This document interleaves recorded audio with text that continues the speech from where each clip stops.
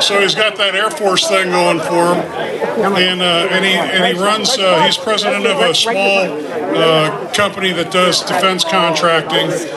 Absolutely great guy. He ran for Congress in CD2 last term, and he's an announced candidate this term. And I really hope we can pull him over the top. So Congressman Steve Negron, would you please? And his most redeeming quality is that he went to the Texas Christian University. Thanks, Jess. So first of all, to Jess and Naomi, a round of applause. What a great opportunity. So what Jess didn't tell you, when I was a freshman at Texas Christian, Jess was a senior at Texas Christian. The only redeeming quality for Jess is that we still had the same bad football team, but Jess was an Army ROTC, and I was an Air Force ROTC. So me as a young freshman Air Force cadet outranked a senior Army guy, so it was all good. But anyway, Jess, it was great. So this is phenomenal. That, an opportunity to come around like-minded people is amazing. A lot of good friends out here. A lot of my friends that I serve with in the house is there.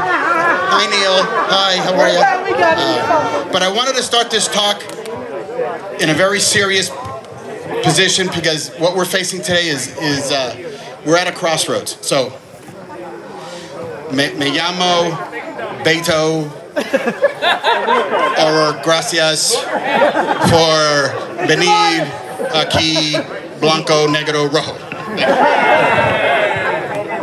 They're unbelievably idiots on the left side. I cannot believe that they're doing that. But I heard a story the other day. There was a young man who was 6 years old during the Tet Offensive in Vietnam. And so he is now over here in the States. He's a citizen, he's a small business owner, and he was at a gas station, and he walked up to a young man or elderly man that had a Vietnam veteran hat on his head, and he went up to him and he shook his hand and he said, "Thank you." The guy had no idea what he was thanking him about. He goes, "For my freedom. Thank you for giving me the opportunity to be here." And he said something there that was very poignant. He goes, "The United States is about freedom. It's not about free things." And that's what we need to do. We know right now that the left is trying to do some things that position us as conservatives and liberty-minded people from a position that we're not. Look, for those of you who don't know my background, my grandfather came here from Mexico and he got naturalized in 1946.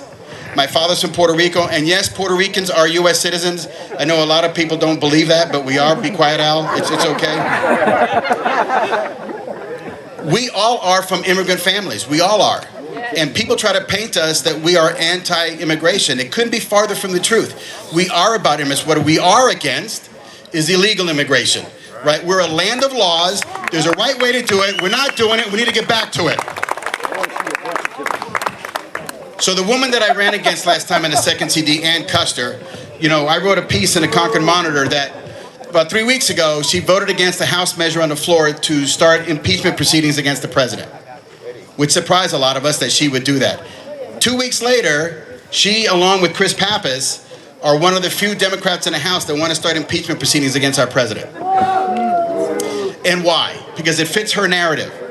It fits her narrative in the Gang of Four, right? For those are the four women of the apocalypse is what they are. And you'll see here in a little bit is that AOC, or Ocasio-Cortez, as she would like to be called, wants you to believe that she's some well, she can serve me a drink. She wants you to believe she's this downtrodden Hispanic girl from the Bronx that came up through hard work and made her way. Look, she's from Westchester, New York. Westchester, New York is a very affluent part outside of New York City. So what we're going to do, and just follow us on Twitter, we're going to start a Twitter war with AOC, but in Spanish. And we're going to find out who she really is. And we're going to find out what she really believes in. We have this issue in Puerto Rico right now, and my family's from Puerto Rico. I haven't heard peep about it from her at all. Right now, my island is going through a little bit of difficulties. We finally decided on a governor. But there's a governor from Puerto Rico that represents the island in Congress. They don't have any voting rights, but they represent us. And there was an article where they said that this president has done more for the island of Puerto Rico than any other president in the past. And that's who our president is, and that's why we're running. We're the party of opportunity. That's who we are. We believe that everybody has an opportunity to do what they want in this country. The people on the left, they want to press us down. They want to make sure and give a rhetoric that says, don't believe the people on the right. They want to take what you have. Quite the opposite. We want to give people the opportunity. So Ann Custer is in her 4th term. And here's what happened last time. We were lucky enough and fortunate enough to win the primary. Right? We had a 7-way primary. It was a tough year for Republicans. I don't have to tell people here in this crowd that. It was very hard. But the truth of the matter is we didn't get any help from the top. We didn't get any help from the RNC or the NRCC, and our state was doing the best that they could. But given all those obstacles and given a bad year for Republicans, we still took 42% of the vote in a bad year. That's our starting point, and that's why we're running. Look, not that we count votes, but 113,990 people voted for Steve Negron. That's our starting point, right? That smart people, like, did you vote for me, Tim? No. I didn't either. Thanks, Al.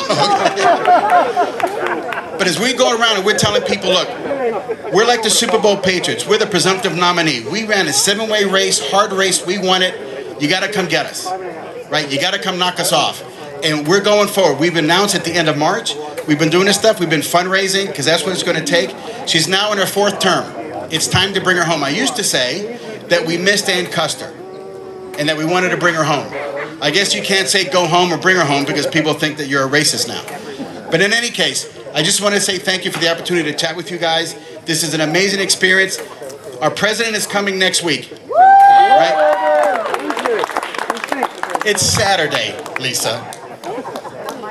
Okay, I don't know what country you're from, but in here, America, we start the week on Sunday. Don't be north of the economy. What? I don't know what they do in Italy. Right. But anyway, our president's here next week. Let's get out there, let's support him, and God bless you, God bless the United States, and God bless New Hampshire. Thank you. Don't be north of the Italian. So